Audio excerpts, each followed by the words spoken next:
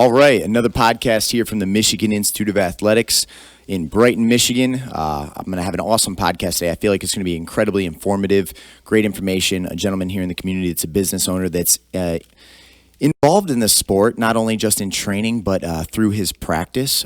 But first, we want to shout out VetLife.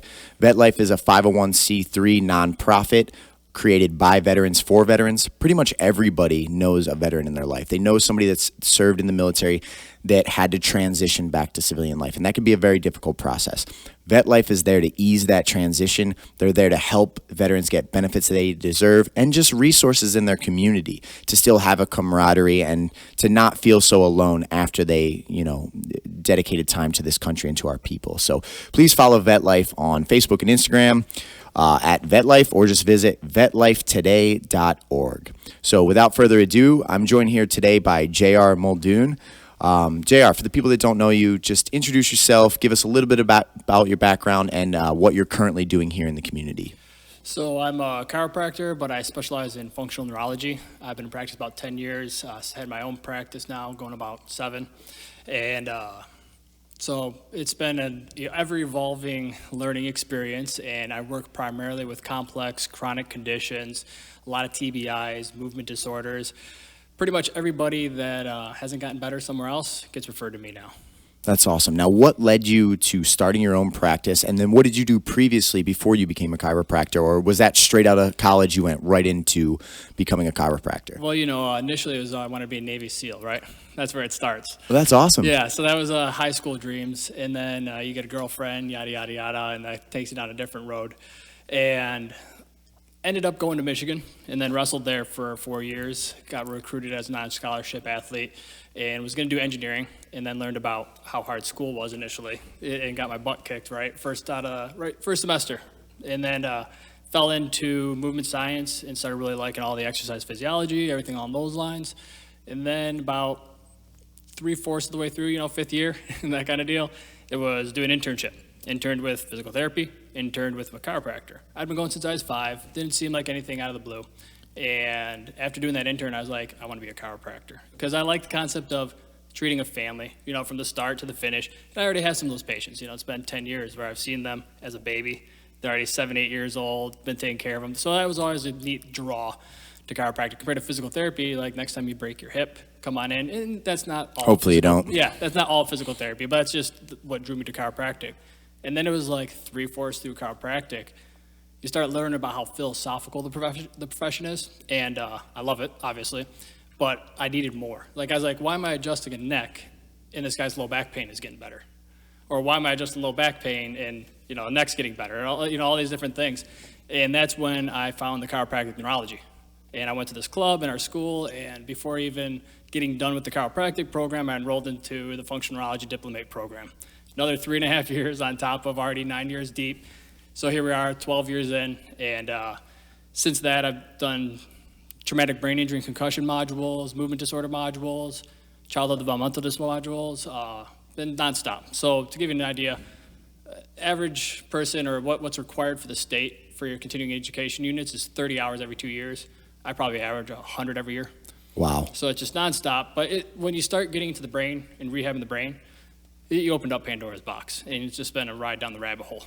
And that's probably a science that's still rapidly changing. Even though we know a lot about the brain, we're constantly learning, right? Constant. Things that I was doing maybe in the beginning, and I'm always a humble person. It's like, hey, this might change. I might either find something better, that might be wrong, depending on the research. And it's just evolving at such a rapid rate right now. It's nice. That's awesome. So it almost sounds in a strange way. I mean, you were an athlete growing up, and you're almost like taking on a certain role of that like a coach would have, because when 100%. I train people, usually I train them from their starting points, whether it's very young in their age or people that start later, and then I'm helping them grow through their life, both as as in their career or in their personal life. You're doing the same thing by being involved in the field that you're in. You're taking someone and keeping them on a healthy positive path as they move through the future. That's a small portion, like kind of your traditional chiropractic. But I have a lot of patients that come to me before they even go to their primaries and other things. So I help coach them all the way through life. That's cool to hear. Dietary things along those lines.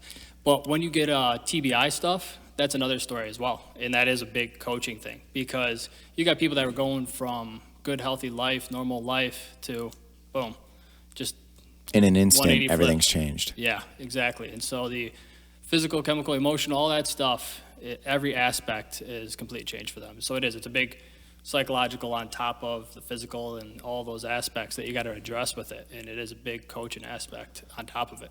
So let's talk a little bit about how you started your own practice. Right out of college, did you open a practice on your own right from the start, or did you work for another company? You learned the ropes. Tell us a little bit about your story, because one of the big things I'm trying to capture in this podcast is stories of success. Like, people can see you and I sitting here today, and like, oh, wow, they're doing really well. But usually there's a lot to get to that point. How did you get your practice up and running? Yeah, like we were just talking a moment ago, if I could have done it again, we'd save a few bucks. So right out of the gates, I knew I had to get that neurology diplomate, and what that took was once a month, I was either going to Chicago or Arizona or Atlanta once a month on my weekends, doing 25-hour seminars to get 350 credits in. Before then, I took a 4-day board exam. So I knew there was no way I could run my own business while learning the whole diplomate program and everything else. So I was an associate for 2.5 years. In my opinion, too, after you go through school and everything, you're not ready to open a practice. I don't think you have the skill set either. They want you to have, and I'm not ever bashing the chiropractic profession, love it, but they want you to only have like 500 adjustments before you go out and start practicing. I mean, you can get 500 adjustments in a week at some practices. You know what I mean? It's kind of wild just to hear, yeah.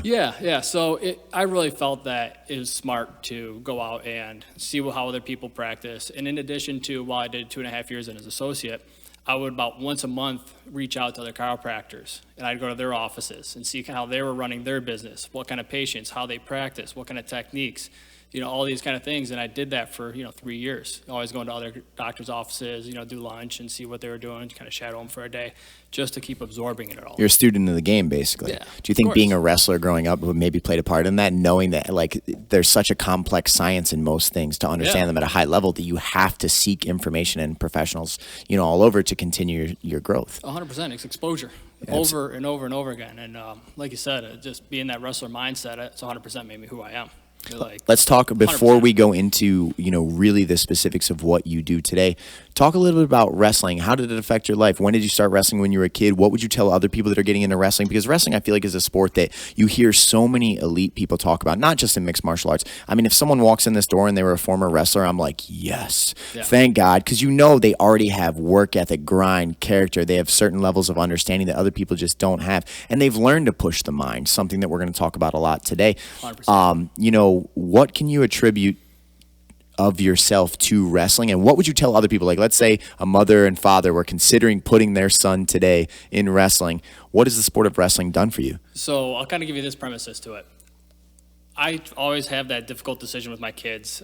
How do we have tough times for them? Because I had some tough upbringing, some aspects to it, and I wouldn't give it back at all. It made me who I am mentally.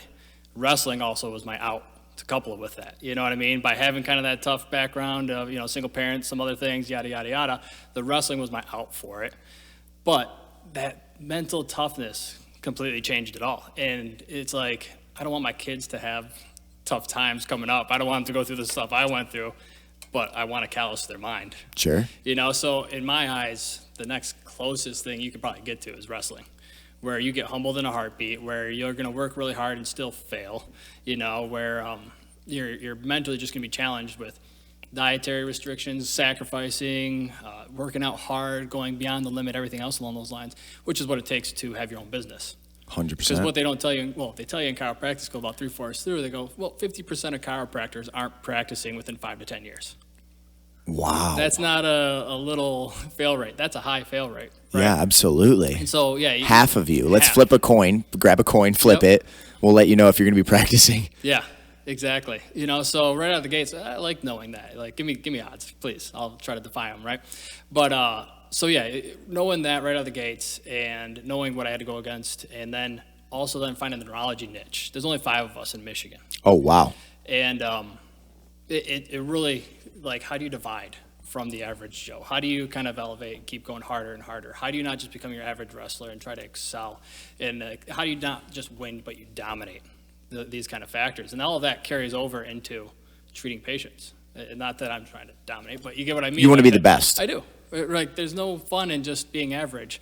I do. I want to be able to help somebody that nobody else has been able to help.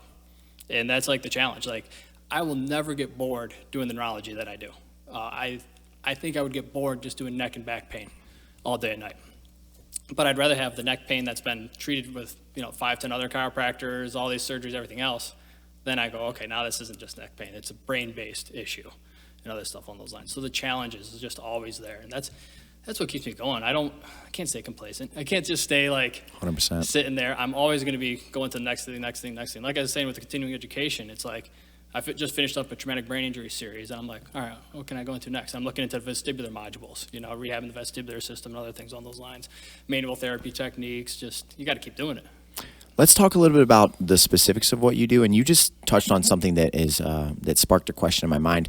You said, wait a second, maybe this pain is coming from the mind. Yep. Because so many people I know, they have just injuries that to me doesn't really make sense. Like there's been enough time that's gone by. Mm-hmm. You are moving it and using it, but yet you still claim that you have a bad shoulder that doesn't require surgery that you've had for 8 years. That doesn't seem natural to me. That almost seems like it's something in the mind that is, either that or it could just be like the mentality of someone that's like, oh, this is bad. Yeah. Do you find that there's a lot of correlation between like mental things causing physical, 100%, man. 100%. Sometimes you'll hear people talk about things being psychogenic, meaning like a person just thinks their shoulder's hurting them and then they're creating the issue. There are those occasions. They do happen, but that's not the case. I mean, you're talking physical, chemical, emotional, all going to play into the person's mind, right? So when you got something like, say, a low back or a shoulder, MRI is clear, and they're still having pain, and they every time they move it here. Everybody knows one of these people. 100%. You got to go, is it the shoulder? Because by the time I get them, so I'm semi-biased, because I'm getting these people after they've already seen PT, after they've already seen chiropractor, and you got to go all right, it's not the shoulder. Like somebody in this past 5 years of working on your shoulder would have caught it. Just got it by accident, just by exposure and repetition. Like something should have happened by now that should have been positive for you if it was in your shoulder, because everything's been under cold laser, ultrasounded, stretched, trigger point, all that. So then what you got to do is you got to look at how the areas of the brain that relate to controlling the shoulder are working. So you got parts of your brain called your cerebellum. Your cerebellum is the same thing that's affected when you're drinking, right? So if you're not doing a real clean finger to nose and you're off, how do you think the proprioception is going to be in your shoulder? Is that always going to be skewed? Are you always going to be tugging and pulling on ligaments, joints more than you should because of the inaccuracies of it? And then can you do a therapy to rehab it? And so you can do clinical examination stuff that's evidence-based research, been through the clinical neurology books, everything that will kind of show things are off. And I like the name of your podcast, The Gray Zone, because I often tell patients, I'm in the gray zone a lot. Because no, you don't have a tumor, but no, you're not normal. Right? So it's this in between. And so, no, your test isn't technically a positive, but it's not right. 100%. So can we do therapies to it that shows that we increase activation of the cerebellum, which is responsible for proprioception of their movements, and then also start getting better shoulders? Like the pain starts going down, another thing. But when you get into pain too, you can also go into, there's a thing called the somatotopic map. So it's a map of your brain, a map of your shoulder in your brain as well. So that's when you're kind of talking earlier, left to right. Not as clean as just that. I wish it was. It's sure. Simple, but that's still premises to it. So you got to go, if I touch you there, is that where you're touching, or are you over here? And so now you got to go, no, everything's off. So it's all skewed. So is that the issue? That we got to kind of remap where your shoulder is in space, because that part of the brain has skewed it. And this is where it gets cool into the eyes. It's a wild science. Yeah. Now you can even look at the eyes, and you know that the same part of the mapping is in the same neighborhood to move the eyes smooth left to right. So if I got errors with their eyes moving one direction, I got the mapping off, I know, hey, right parietal lobe, that's where I got to target. How can we rehab it? How do we know we're getting better? Can we rehab it just activating the eyes? Can we clean up the neighborhood by doing that? Or do we have to actually do mapping stuff? And everyone's different, but that's what I get into when someone comes in with these chronic pains. It's something else. It's how your brain is controlling, or the information that comes to your brain is marred. Now, this is fascinating because you're presenting hope for people that might not have hope, because you're talking about people that have seen tons of specialists and they've talked to all these people, and they're almost just accepting that, I'm just going to have to live with this pain. And now you're saying, wait a second, there could be a way that we can find a solution to this problem. We just might be looking in the wrong area. We have a magnifying glass because you've told us this is the problem, but the problem could exist somewhere else, or in the mind, not in the mind hey, I just think I have pain, but literally in the mapping of the mind. This 100%. Is fascinating information. Well, they get that term, the new normal, which we all hate right now, right? They're this is your new normal. And it's come on. they have pain. We can figure out other ways, besides doping them up or like everything that we tried. But it's just been so overlooked. And the cool thing is everything I do, it's all out there. It's all in the research and everything along You're those not lines. reinventing the wheel, but you're 100%. investing in a different area than a lot of people. What Dr. Carrick, the guy that started what we do, he goes, I'm not doing anything new. I'm just pulling it all. So before you'd have just a vestibular specialist. And it's kind of that old Humpty Dumpty mentality that all the king's horses, all the king's men. They're all specialized and they're all doing their own thing. But when they come together, they can't put Humpty Dumpty back together again because they don't understand it all as a whole. Well, here's the deal. Your balance system works with your eyes, which works with moving your spine and your body and everything else. You're doing mixed martial arts through a medical profession. I like that. I mean, think about it that way. Yeah. You have a boxer that says you should fight this way. You have a wrestler that says, no, you should do this. You have a jiu-jitsu guy. 100%. But you're saying, why don't we just pull from everything and create a mixed martial artist? You're a mixed martial arts specialist here of the body and brain. Yeah, 100%. Think about that. I mean, it's the exact same breakdown. I'm pretty disappointed I didn't think about that. Well, you know what? Look at that. That's why dialogue is powerful. But So, yeah, that's the gist of it. one thing that has exploded in the last, well, obviously COVID is the only thing being talked about in the world right now, and the Supreme Court nomination. But before that, one of the things that exploded was CTE, and everybody was horrified of like, oh my God, if my brain gets hit, I'm going to be permanently damaged. Even fighters in this building, when the CTE thing blew up, all of a sudden they're like, I can never spar. I'm going to be ruined for life. And I feel like obviously taking trauma to the brain is a serious topic. You don't want to just constantly get your brain caved in. But when the CTE thing blew up, if it was that massive, then, I mean, for throughout human history, we've been making contact. We've played football where every single play, people smash into each other. There's trauma there. They were trying to say that even every day if you go running, there's thump, thump, thump. It's like, what are you going to do? It's like COVID. You're living, right? You're going to live. Exactly. And while you live, your brain is going to experience the world around it. Yep. And sometimes that's going to be through, hard motions. How did you feel about the massive CTE thing? Do you think it is as big of a deal as, like, people should never have contact with their head, period? You should, live in a bubble and, go to work and go home and be safe? Or is there a balance and processes that maybe if we were more intelligent with our recovery and what we do in between, that is more important? I think you got it spot on, and it kind of mirrors a lot with COVID in a sense. You know what I mean? That you got to take the risk rewards, other things on those lines. And no, CTE isn't my specialty, but just go into the research and start looking up things on it. And there was one study that came out that was saying like 90% of football players have CTE. Yeah, I remember seeing that. So no one's going to play football. That's basically what you're saying is, hey, don't even play football. Don't do these things. It's too dangerous. And when you start to pick apart studies, so a lot of my work is based on studies. So you really got to be very analytical of how is this study designed? How many car accidents was this person in their life? What kind of abuse, what kind of knockouts, what other concussions, what other sports did they play? And then when you look through the research and they give the diagnostic criteria, it overlaps a lot into these other things. Well, it's got Alzheimer's and dementia signs, but not these signs, and this sign, and there's a good study that was done on there, and if you want, I'll send it to you. But pretty much it's very gray as far as where this diagnostic criteria of what makes somebody that has CTE. And if you have Alzheimer's, how do you know it's not Alzheimer's and not CTE? Because now we live longer, and now your chances of having Alzheimer's, dementia, and everything else are elevated, which have signs of CTE and are part of the diagnostic criteria for CTE. So it's like, what is it? You know what I mean? So in my opinion, what we got to do is we got to have better markers, like the eyes, like your balance, parts of the brain that let us know, are you good to return to play? At the beginning of every season, you get this done. If you get a good hit and the coach sees it, go have your eyes checked again. And you can't lie with the eyes. Compared to the impact testing, which is neurocognitive testing, it's good for cognitive. But I also kind of say one of the big flaws are, what if, nothing against people that aren't that smart, but what if you're not that smart to begin with? And you're already scoring on the low tail, of this whole thing. And then you do it again, you score 100%. Right there. You're good. You're still going to play, but there's you need more a control. Exactly. You need something that is a baseline. Exactly. And so you can do it with the eyes. That's what all the research is showing nowadays, that tracking the eye movements, how they're doing saccades, pursuits, which are quick movements, slow movements, following, yada, yada, yada. And the balance, you can't fake that stuff. You can always throw. So you hear about athletes throwing the neurocognitive test so that if they ever do get hurt, they're going to come at a lower score. Wow. Right? Why wouldn't you? You got millions of dollars riding on this. I'll fix my brain later. I'm going to throw this score, so if I do get a hit, I'll still be able to play. Wow. Right? But you can't. I mean, people are always going to find a way. If you can find a way, you're going to find a way. But you can't fake the eyes. We're talking like if someone could, I'd be very, very impressed. You know, maybe just Yeah, a real of big course. idiot, somebody that plays a ton of video games. Nothing against them, I like them too. But, you know, you would have to just be able to move your eye just a little bit off the target and be able to, you know, other words, it looks just ridiculous like you're faking. Like you'll see the eye get tracked way off the target and everything along those lines. So I think we really got to improve, and they're actually starting to do it. There's a company called C3Logics, and that's associated with Cleveland, where they're just doing an iPad, and it's doing the neurocognitive, and then it's making you hold the iPad to your chest, balance one foot, other foot, eyes closed. So you're getting that vestibular aspect.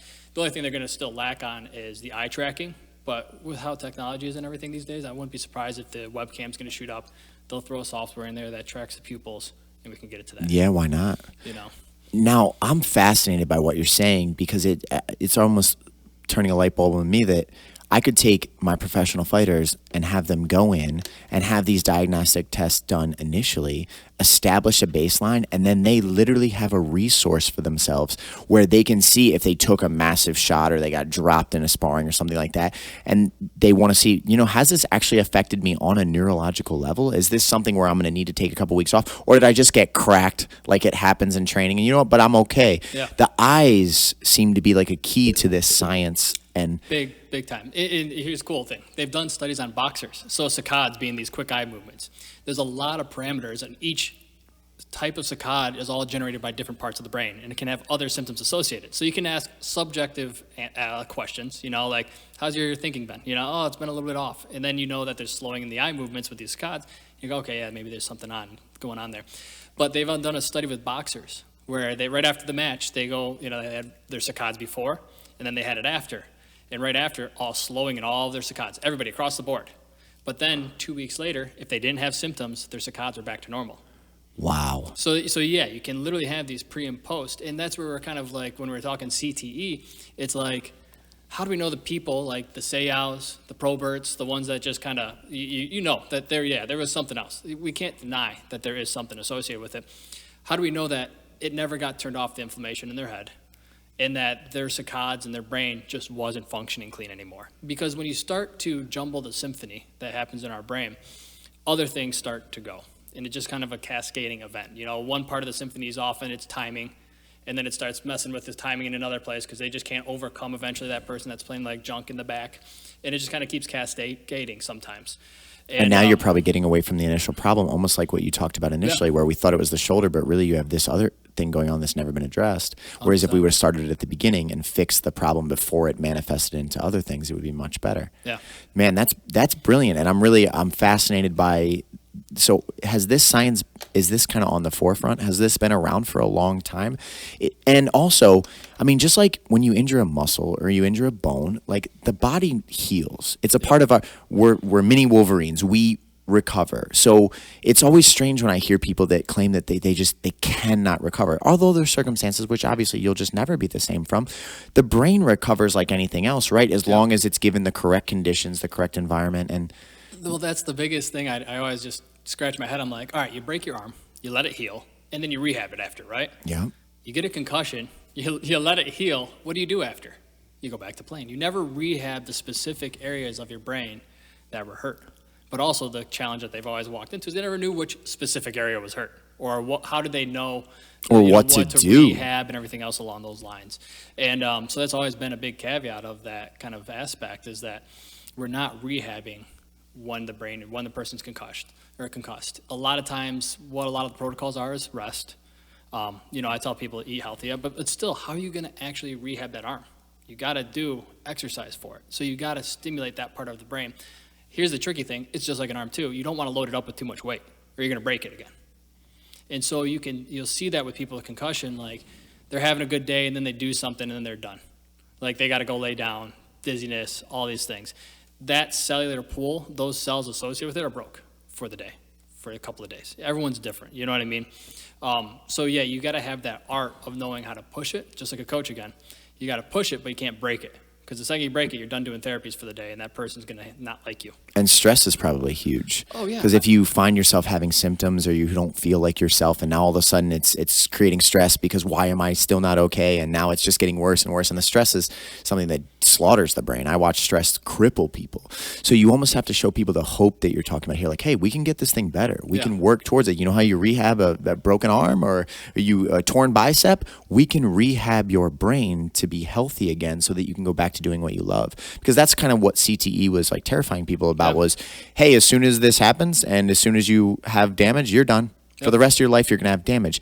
And that terrified people. Anytime there's unknown or when there's not an answer to a problem, it terrifies people. And if you fill someone's brain with fear, now all of a sudden, oh my God, I can't put my kid in football. What if he gets CTE? We just need to have better information available for people, and people like you preaching it like, listen, it's like any other injury. If you get injured, you need to have a process that you can rehab yourself and get back to doing what you love because you have to live. 100%. This is like you said, we never drive. Yeah. You never walk. I mean, don't get in the car. Falls are just one of the leading causes of death. You know what I mean? So what, am I just going to have like a walker and a wheelchair around me just to prevent myself from falling or anything else on those lines? Yeah, it's this whole risk-reward aspect, and you got to find that median. In other words, yeah, you're not going to do anything. And it's neat when you're talking about stress and other stuff. When you start diving into like concussions and everything else along those lines, you can't have like one without the other. So it's usually like, oh, a person all of a sudden becomes obsessive. You get suicidal thoughts. You get depression. Depression's almost guaranteed with anybody that gets a good concussion. So you're going to have psychological aspects. Now, is it depression or is it the brain misfiring that's causing depressed thoughts? That's huge to hear because, I mean, I think every athlete in their life after like, you know, after you get smashed or anything like that, you felt exactly what JR is referring to right now. Yeah. You know what I mean? And would you say that's correlated to like inflammation in the brain? So now all of a sudden you don't feel the same? Is it chemical imbalance? Is it synapses firing differently that all of a sudden now it's like all of the above, unfortunately. A little bit of everything. Yeah, so it's that the synapses firing are going to have biochemical changes as well. Right, so if I fire something, I'm going to release neurotransmitters, yada, yada, yada. And when you kind of talk into depressions, you can talk into dopamine and serotonin levels and everything along those lines. And you can even go into the research, and within 7 to 10 days, you have this what's called a neurometabolic cascade of events of a whole flux of inflammatory cytokinins and like this whole process that they've really laid out really good if you want to get into biochemistry. And you're going to know that there's going to be alterations in the neurotransmitters with all of that other stuff in the pool. Like there's no way that it can't. But when you also talk into depressions and OCDs and things on those lines, it's also the synapses firing, and it's that symphony. All of a sudden, somebody starts playing a lot faster than everybody else. And then throws everything else out of whack. That tune kind of comes out and comes to the forefront, and then that's taking all the attention, and that's kind of the depression. Or it's these overactive thoughts as well. And so you kind of get those. So my job, or a job of any therapist helping somebody, is to restore that balance and to find it. And still, neurocognitive therapy is successful as well.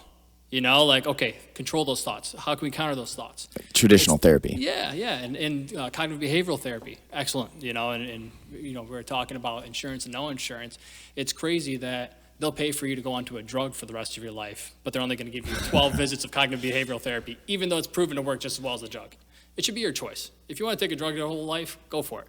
If you don't want to take a drug and you want to do cognitive behavioral therapy, you should have that choice. It's funny. I literally in my podcast yesterday brought up to the woman that I was speaking to. She worked for the Livingston County Juvenile Court for years with like struggling children. She witnessed like a lot of people that really struggle, and we got into talking about like unfortunately some of the medical industry out there is profit over people. It's much easier instead of delving into the psyche of the subject in front of you and trying to solve complex problems that would take a long period of time and investment that you may not be able to make. Instead, if you can just throw them an antidepressant or some type of drug that can mask the symptoms, which is all you're really doing. You're not fixing the core problem unless literally it was like this person's brain doesn't produce serotonin and this drug allows them to produce serotonin. You're not fixing the problem, almost like what we talked about initially. You're focusing on a different area just to kind of mask the symptoms and give them a life. Whereas I really appreciate people that are willing to go further and try to fix the core of something, because that's a way more difficult process. It is way harder to sit down with someone that's struggling with depression, who's had concussions, who has all these things going on, and try to figure out how do I restore this person's quality of life. But that's probably where the infectious passion comes in, because you're truly helping someone change their life versus just, hey, let me fix your back a little bit here. It's going to hurt again in 2 weeks. Come and see me again. Or, you're going deeper into these things.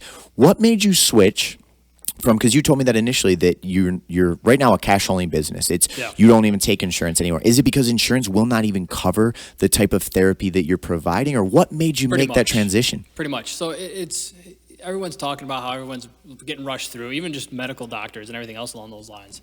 And I played with insurance for about 7 years, and because I always felt that there's a duty, like, hey, you pay for your insurance. I want to be able to give my service for that. Yeah, and but they still group me with traditional chiropractic. And then on top of it, you got to provide diags and all these other aspects that they're going to support and pay you for. Well, what do I do when someone comes to see me for dizziness? It's not a neck or a back pain. So I got to tell that person, hey, we can't bill your insurance because it's dizziness, because that's not what they'll cover me for. You get what I mean? So I was like, I'm just done playing those games of like, I can't treat you, now we got to do this. Then a vast majority of people coming in these days, insurance is so messed up, they have a $3,000, $5,000, $6,000 deductible. And it's like, and then they got 24 visits. So here's the deal. Your 24 visits, even if you pay for them, they're going to be worked on, right? So 24 visits, that's going to eat up a $5,000 deductible. Then you're not going to have any visits left. So then it's not going to serve you any good anyways, right? So I was like, what am I even playing with the insurance for, or anything else along those lines? It actually makes sense to me. I mean, when you're a professional, especially at the highest levels, and you're really a student of your craft, you deserve to get paid for what you do, Yep. and the client deserves to get your absolute best. So when you're cutting out that middleman or all these extra hurdles that you have to jump to, you say, hey, you come to me for my service. I'm going to provide the absolute best level of my service. You're going to pay me for that, but you're going to get the 100% from me. I'm not going to be stressing about, am I going to get paid for this? Do we have to do some diagnostic that is not even relevant to get your insurance to pay for it, which they should be doing as your insurance anyway to help you out. So you're almost taking that problem out of the situation. 100%. You know, and then the patients know what they're getting up front. Like, they're paying for it. So it's not like, oh, I submitted and my insurance didn't pay anything along those lines. So I got rid of that. And kind of like I was telling you, how doctors are getting rushed through and they're seeing multiple patients. They're doing that because the insurance is only going to pay them X for their exam. And if they spend an hour, it doesn't matter. They're still going to get X, which would maybe only cover 15 minutes. So that's why a lot of them are all getting crammed and everything else along those lines, because the insurance companies just don't pay them enough. And so if I spent an hour and a half, so my initial exam with my patients is an hour and a half, and we're going through history. Sometimes my history alone is 40 minutes. It's because it starts telling me about each part of the brain, how things are functioning. And, you know, you start digging down and going down that rabbit hole, and you learn all these things about a person. And I already know where I'm going in the physical exam based on their history alone. And so if I'm not going to get paid for an hour and a half, and I want to still be the best, and I want to travel and go It's do more. tough to justify. Yeah. And I want to go do more classes and keep learning for you, because the amount of money I've spent on continuing education is crazy. But, and I'm proud to, and I'll keep doing it. I won't stop. But it just doesn't work with the insurance. And then, you know, the insurance would deny something. Then they want your notes. And it's like, oh, you didn't have anything about their range of motion. Like, my patient didn't care about his range of motion. He just wants to not throw up when he walks down a dizzy hall, or, you know, or something like that. I was like, that's what we're focused on. So it lets me focus on what the patient wants, not having to fulfill what the insurance wants me to provide for them to not pay me. No, it makes You know? perfect sense to me. I think if the roles were reversed and I was in your shoes, I'd be saying the exact same thing. I'd be like, no, I'm not doing that. Listen, I invest in being the best. I'm spending every moment that I'm not working, studying to be the best, and I'm going to be paid for that service, but you're going to get the best. We're not going to jump through these extra hurdles. We don't even need that person. No. Your insurance company doesn't need to come to the table.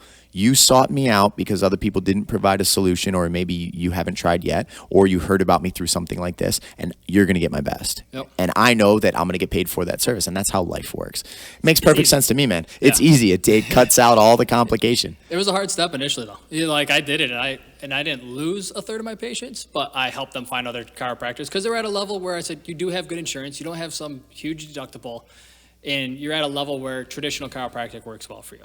Yeah. You know, so there's a whole another kind of reset to the office, but I wouldn't, like, the mental thing that's taken off my plate with not having to deal with insurance and everything along those lines. And you probably got to the people that need you the most, because if it's someone 100%. that basic insurance can already cover, there's probably a wide variety of people that can take care of them. Exactly. And then also the last thing, not that I want to make people pay, is, but when you invest into it, when I tell you to go home and do your exercises, like, hey, you got to do 100%. this eye exercise 3 to 5 times a day, or you got to do this every other hour. For us to create a neuroplastic change in your brain, you got to do this every hour. You know, they're going to do it because they just forked up, you know, a couple $100 to get that knowledge and everything else along those lines. So it got rid of those patients sometimes that just kind of going through the motions, and, you know, I'd pour my heart and soul in them, and it just wasn't that, I'm not, No, I didn't do my exercises, and things like that. makes perfect sense. I mean, in anything in life, when you best. get given your first car and you're a young kid, you value it to some degree, but when you had to buy your first vehicle and it's your investment, it means something to you. You look at it different. When you come in this building and you're paying $200 a month to take martial arts classes, you're invested. You know what I mean? It's like your car payment. If you decide to come 3 times a month, you still have to pay. Like, it makes you invest more. You know what I mean? Like, when you put out more, you want to make sure you're getting your money's worth. I understand it 100%. Yep. So you're located out of Wixom. Yep. That's awesome. And now, do you work currently with a lot of athletes, or are you working with more elderly people? What would you say is your normal demographic of people? Or is it really wide. It's really open. And the reason why I say that is because I'm getting those cases that haven't gotten better, right? So it can be a young kid that has ADHD and has already tried Ritalin, Adderall, all those things, has already tried cognitive behavioral, already tried all these things. So you'll come into my office, you'll see somebody 90, you'll see 10-year-old. It's just a wide range. I don't work with too many athletes. I just work with the ones that are concussed. I kind of... Yeah, because normally a healthy athlete, they really might not need your specialty of services unless they're, establishing a baseline or something that we talked about previously. Yeah, with everything I've been working on, I feel bad if I took all of my tools and everything and didn't help the people that need it. 100%. So it's like, I have the hobby. I love MMA, fighting, so I like being in that pool of people, and that's probably the only thing I would dance in, but I don't want to go and turbocharge a GT, or anything along those lines. I want to help the people so that they can live a quality of life. And could I probably turbocharge athletes and everything else on those? I know I could 100%. I've done it with some hockey players. They come in, I'm like, you don't shoot up and to the right. They're like, never. Just because I could see how their eyes function there. So you could do all these things that would really improve it, but my thing is getting people back to having a life and to restoring that hope, as you had mentioned earlier. And so I really just kind of put a lot of focus on that as far as my patient population. And, some of the things that are super difficult, it's like dystonia and Parkinson's. These are life-changing and TBIs and everything. And if I can get a quality of life out of that, where they're happier and everything else, that's where it's all at. And Dr. Carrick, the guy that started what we do, he just said it once. He goes, you get sometimes a lot of chiropractors wanting optimal wellness or optimal health, and, just come in and get adjusted. And it's good, but it's what about all the sick people? There's so many people out there that are still sick, and everybody's told you that's your new norm, or dope them up, other things along those lines. And that's really where I've strived to help and work with. That's awesome, man. It's really great to hear. I mean, because you're making a profound impact on the people that you do serve, and that right there fills your cup in life. You know what I mean? That rewards you back 1,000%, and probably makes you want to gain even more education and become even better. Because when you see, if you help someone that maybe even in your mind you thought, I don't know if I can help this person, and then you do it, you're unlocking potential within yourself to do better. Well, you know how it is. You get a fighter you think is going to be gold. And you maybe think you don't need to do as much, and next thing you're like, this is going nowhere. And you've gone through all those cases. There's been the ones where I thought, oh, this is going to be a home run, and then they'll get better. And there's been the ones like, I don't know if I'll be able to touch this person, and their life has changed. It's some things you can't predict, but it's the old, don't judge a book by its cover. I've absolutely seen it. I've seen people that have walked in this door where I'm like, that is one of the most athletic, capable human beings ever, and they didn't do nearly as well as someone that had no natural gifts that's now one of the top fighters in the state or in the country. It's awesome to witness. You really have to not judge the person in front of you until you see what results can be produced. 100%. Let's talk a little bit about 2020. So 2020 has been a wild year. Hopefully this is just a nightmare that we don't have to remember in the future. And Agree. I mean, we have a massive power struggle coming to the conclusion of the event in November. And with the current administration, if they win, who knows how it's going to go. And if the other administration is to take over power, who knows what's next for us. But how has 2020 been for you? Has it been really difficult? Have you not even really noticed in your practice? Just talk a little bit about what type of challenges you've had to face in this year. And do you see more mental has the stress of this event been evident in your patients? I've told some patients, I'm like, you can only check in on this whole thing once a week. Literally all their signs and symptoms start jacking up and everything else. I'm like, well, A, you're less physically activity because you're just sitting at home, and B, stop playing on social media and just starting these little mini wars. It's been interesting. I shut my office for 3 weeks. I know some chiropractors didn't shut it at all. We were kind of given this order of we can only do life-sustaining care. What's life-sustaining care? And that was never really defined. But, in the beginning, just like you, it's like, we don't know. So I went with it and everything along those lines. And because life-sustaining care, I'm getting people that have had things 5, 10, 15, 20 years out. and they were living, technically, I guess, according to some. So I closed for 3 weeks, and then I opened up after that. It was a blessing and a curse. It's been 10 years since I took a week off, and I got 3 kids, so it was nice. I got to spend some time with my kids and my family. And a little bit of a reset button, almost. It was. And 10 years of 80, 100-hour weeks, it was a good 3 weeks off, and probably would have never done it otherwise. So there was that blessing in it, but yeah, unique to say the least, as far as how this is all going and my patient population. For the most part, it's interesting because I have some really chronic, like post-Lyme, people that are compromised. They don't want any part of it. They go, it's what you and I both think it is, And then I got some that are worried, but it also goes with some of the chronic things that they go with as well. When you've gone through the ringer that this person's gone through, I understand your worry. And then the first thing I do is I educate them on how to actually wear a mask. And it's like, you're wearing this cloth. Like, hey, if we're going to do it right. Get a 50-pack. When you go in there, clean hands, put it on, don't touch your face, yada, yada, yada. Throw it away. Versus what you're seeing the majority of the population doing. Same mask worn every day, repeatedly, forever. Not using any of the science that we've known throughout human history. Yep. All kind of madness. But without going further into that, with you becoming such a specialist now, because you said you're one of 5 people in the state of Michigan doing what you do. 5 or 6, around there. That's massive.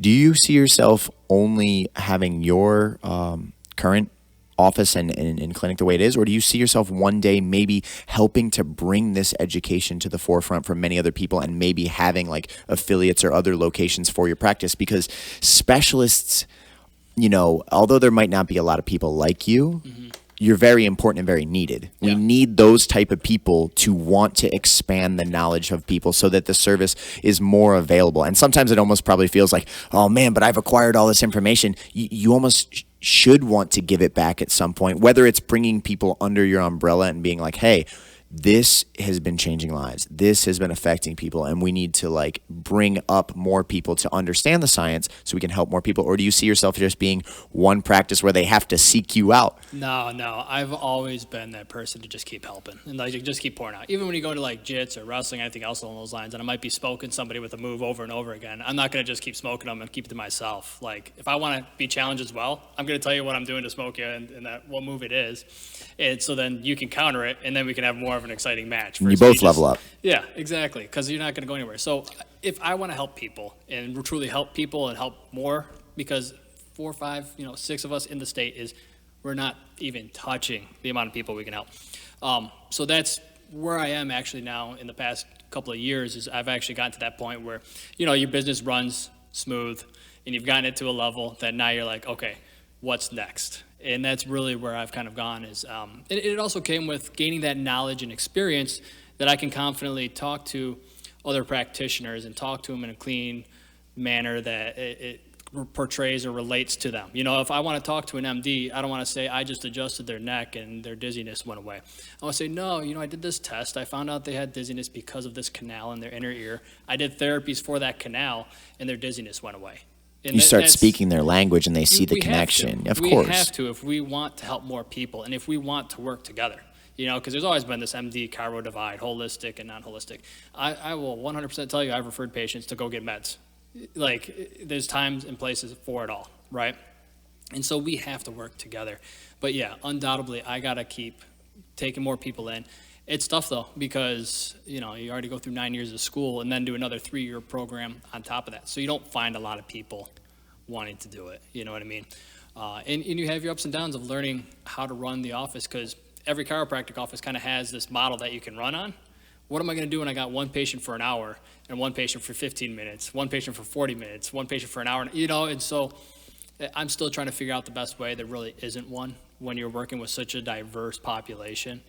And I'm probably not doing it the right way, but just like we're going to learn and we're going to keep refining and keep, streamlining and making it work better and better to keep helping more people. Because I'm not helping a lot of people. I mean, I am in my office, but compared to the amount of people out there that need the help. And then the other thing that I got to start as ways for people that can't financially afford it. I got to start like a nonprofit. I want to keep helping people. And that's kind of the nice thing, too, about cash. But if someone really needs help, and I know that there's no way that they could get, I'm here to help. We'll figure it out. You know what I mean? What goes wrong comes wrong. I just 100%. want to help people, you know, and if you really need help, I know I can help you. We're going to figure it out. And so I do that probably way too much, and that's okay. But I do the same thing, man. yeah, People for years have told me, like, you're too generous, you give away way too much, that's not good business. And the funny thing is, it keeps coming back and back and back, and the universe has provided me better and better and better. I mean, we're unquestionably the top mixed martial arts school in the state, and we were told over and over, like, don't do this, you can't do that, you can't do this. Sometimes when you just put good out, you get good back. 100%. You know, I'm not trying to brag, but like my whole business has been built on hard work. I've never really advertised, never done much on social media, other things. I've just put my head down and done everything I can for my patients, just pour my heart and soul into them. And, you know, I look at, you know, like I said, I'm finally streamlining stuff. I'm looking at my numbers last year of like what percent was referral, what percent's the internet. And I'm like, I got 5 patients from the internet. Yeah. I mean, that's humbling and great that I got so much referral, but any business person, of course, you're missing the whole. You need to market. You need to throw nonstop ads online. Exactly. And, you know, I probably should, but we'll work towards it. It's funny. We're incredibly similar. But you know what? Maybe all the people that preach that you're supposed to be doing it the other way, the cookie cutter model, and you're supposed to follow this, you're supposed to just hit these baselines, use this process, follow this protocol, put up these ads, have this marketing budget. Maybe that's not the right answer, because you know what? Generally speaking in life, it's the people that think outside of the box that are the exceptional ones, that are the people that break free from the norm. There's a reason you seek out specialists. There's a reason some people rise to the top instead of others. So maybe that mainline thinking, because I've had plenty of business people tell me the same thing. Yeah. James, you should be doing A, B, C, and D. And I go, you know, look at the growth that we've experienced. It's the number one if you look at our demographic compared to anyone around us. Why is that? If I'm supposed to be doing A, B, C, and D, but I'm doing all of these other things. So you know what? I think follow your intuition, man. And obviously you have your whole life, and you know I'm the same way. I can't tell you how many people would probably come in and go,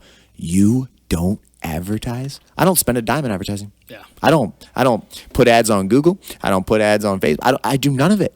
But yet our doors are blown out here every night. If you try to come in here at a night, the entire building is surrounded with vehicles and there's 70, 80 people on the mats. We don't advertise. Yeah. So there's other ways of accomplishing things. Well, it's a big thing. Would you rather me advertise and spend money on that, or learn vestibular rehab? Like, I'm doing my things for my patients, and it's coming around. And people follow passion. People can see that. People can see when you're doing something to make a paycheck and to just get by, and to, you know, I have a good clinic and people come to me and I have money in my bank. Or are you passionately driven towards what you're accomplishing? And when people see that, they cling to it. People follow passion. That's like one thing that I started this team in the basement of my house with a couple mats.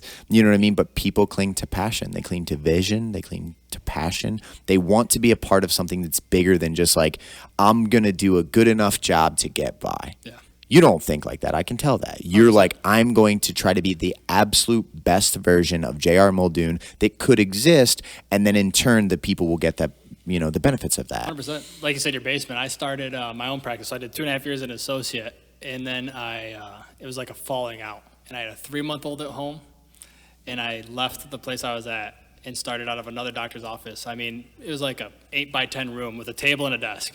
I did that for 1.5 years till I got to the next step, and then I built out, you know, and everything else. So yeah, you start from scratch and you just put your heart and soul into it, and it happens. I love that story. I love how common that is among people that kill it. People that crush it in life. So many people have that same story where they hit whatever, for whatever reason, whether they hit rock bottom, whether it was a time of desperation, whatever it was, people make this switch, and then all of a sudden they're thrown into the deep end, and it's sink or swim. And the people that are capable swim. I mean, you might not even know that you can swim. You get thrown in thinking like, am I going to drown and lose everything I've ever had? Yeah. You swim, man. You just find a way. Let's talk a little bit before we wrap this thing up about that moment. So you're in a comfortable spot. You work in an office. You're probably able to pay your bills. There's a complacency level there, right? Like you're getting by. You probably had a bit of yourself that wanted to start your own practice at that point, right? So I went into this initial place and I had a 3-year contract with them. I was like, you sure you guys don't want to do 2? You know, 3 years is a long time. Absolutely. No, we're going to do 3. All right. So I was also doing the neurology diplomate at that time. You were already into that. I was in that. So you went into that very early on. You knew that I was 6 months before getting done with the chiropractic program, I enrolled into the neurology program. So I didn't even, as soon as I found it, in a nutshell, I went and saw Dr. Carrick at one of his seminars. He had a kid that had dystonia. he did some stuff with the kid's eyes, spun him in his wheelchair, and the kid's hand opened up for the first time. And he goes, we'll have you walking in 6 months. I'm like, yes. And we come back, and the kid's walking with a walker after 2-3 years in a wheelchair. And I'm like, this is what I'm doing. So I rolled right immediately, right there. And but I knew I had to be an associate to get these hours done. There's no way I could do it. So here comes around 2 years. So I was with him 2.5 years. And it was like all my momentum's building. I'm starting to get my patients. I'm starting to have, I also work on their patients, and it's just kind of. And he's not in this field. You're exploring this different pathway. Yeah, I'm the only one in that office. You're trailblazing out of the office. And I was like, hey, this is what I'm doing. We can be in 3 years apart together, or I'm either going to open my own thing. And so cruising, getting patients, and it's like, hey, we got to restructure it, and it's like, okay, what's that mean? Well, you're either going to be an employee or like basically change the role, or you can leave. And here I was like, I think my daughter was like 3 months old. I like just took a board exam, or I had the board exam coming up, like all these things on my plate. And I did. I just kind of got to that point. I tried working with it, and I said, I'm out, starting my own thing. Like, let's hit the ground running, and just drained my bank account, starting my own business. And luckily I had something in there at that time. And luckily I knew this doctor, and I only met him 1 or 2 times, and the guy was a saint. Like, you have these people that just pop in your life at the right time. And I went out to lunch with him. I'm like, hey, do you have a room I can practice out of? And so here's another chiropractor that literally, which you could easily look at me as competitive in that sense, says, yeah, I got a room. And that was on like a Friday, and I was in there on a Monday with a table and a desk, and just, flipped over, started my own deal right there. So there was back to the wall on that concept, because my daughter was 3 months old. My wife wasn't working because we had a 3-month-old at home. And it's like, sink or swim. Yeah, sink or swim. It's go time. And, you can talk to my wife. I leave at 5:30 in the morning and get home at like 3 in the morning. Far too many nights in a row, that kind of deal. But that's what you do. And you provide, you build it. Otherwise, I wasn't going to help anybody. If I failed, I wasn't going to be able to help other people with all this knowledge I've gained and everything else. And I've gotten to the point where I know I'm going to probably work forever. I got to help people. It's part of your personality. It's what gives you fulfillment. Yeah, 100%. I'm the same way. I mean, it becomes an obsession, but it's what gives your life meaning. And when you have meaning in your life, you're better in every aspect. You're a better husband. You're a better father. You're a better worker. You're better in every aspect because you have like purpose. You know what I mean? So many people in life don't have a purpose. They go in, they do a job they hate, they get paid, they work for the weekend, but then they don't really do anything on the weekend that progresses their life because they're very uninspired. And it's like, you know what? Here comes Monday. You know what I mean? And so it takes a certain woman to be with a man like that. Like my girlfriend is a superhero, and I'm sure your wife is the same way, because it's difficult especially if you don't understand that passion. Yeah. The more she can learn to understand it, the same with my girlfriend, the more that like they can really be the support system, and vice versa, us to them. But it's a certain, like you use the word trooper immediately, right? I mean, shout out to the wife. I worked every other weekend, and I traveled 1 weekend a month. I had 1 weekend off for 3 years. Yeah, trooper. I might as well have gone military. Yeah. You know what I mean? Borderline. But yeah, it takes that. And I think with people like you and I, where it's this 2 speeds, fast and faster, she's also that counter to it. Like, hey, it's family time. My woman is as well. Yeah, and it's rightfully so. And I love it. And because I'm in such a rich part of my kids' age and everything else along those lines that she's amazing. And then with the whole COVID thing, we're homeschooling. And it's like perfect. And the thing that you got to love about a wife and a mother that is excited to spend more time with their kids and to help grow them and everything else is amazing as well. 100%. Yeah, no, it was funny. My girlfriend, at one point, we were a couple years into our relationship, obsessively working from the moment my eyes wake in the morning. All I'm doing is like, I'm working on fight offers. I'm working on this. I'm working on expansion of the gym. I'm nonstop working. And at one point she literally said to me, you're going to give me 2 days of the week, and you're not going to be on your phone as much. There's certain tasks I understand you have to do, but we're going to spend quality like family time together, and you're going to have to make that the top priority and everything else. And we actually fought initially, and I'm like, you don't understand. There's no way that I can completely step back. And we kind of fought to the point where I had to make a decision. And then I said, you know what? I'm going to prove to her that I can't do it, that there's just no way that I can handle the responsibilities that I have in my life with giving 2 days to her. Like, she wants Saturdays and Sundays to be mainly family days, and then Monday through Friday I can be as obsessive as I want. Yep. And the funny thing is, I went in going to prove to her that it wouldn't work, and it was the best decision ever. Like, she was a balance for me. She got me 100%. to be more efficient with my time, because I realized that, like, you know what, I have to get things done in a window here, and I have to learn how to be even better at categorizing things and managing my life and my work. And now it's the best thing ever, because I give my brain a little bit of time to recharge and recover, spend time with her and go see her family, and you know what I mean? And you know what? When Monday comes, you're jacked. 100%. You're like ready to get back in there and you're hungry, versus like, I worked all weekend. I can't believe it's already Monday. You Maybe understand. I've been there too. I've done it as well. 100%. You understand fully just by the return, just by the statement you just made. You wake up for Monday like, now it's time to grind, because I just enjoyed my weekend with my family. It was great spending time with her, but now it's Monday. Like, Yeah. I think there's something about that mindset of like, I'd say most of the world wakes up like, oh, it's Monday, man. And I wake up the opposite. I'm like, it's Monday. Let's go. Like, Yep. I'm going to crush my goals that I set last week this week. Yeah. You got to find stuff like that. 100%. I mean, I don't know any other way. That's a tough thing. So I don't know how to think of it any other way. But like, I can't imagine not being pumped to like go help people, go work with people like that Monday. And then I can't imagine not looking forward to the weekend with my kids and my family and everything, and to be able to devote so much time to them as well. Would you say that from when you were born, when you were really young, all growing up, you were just always the kind of go-getter kid, or did you find that later in life? I don't know. I think I probably found that later in life. Yeah, because if you'd probably reflect back on what people thought of me in high school, they probably wouldn't have thought of where I am today, kind of deal. But maybe I just didn't show it as much.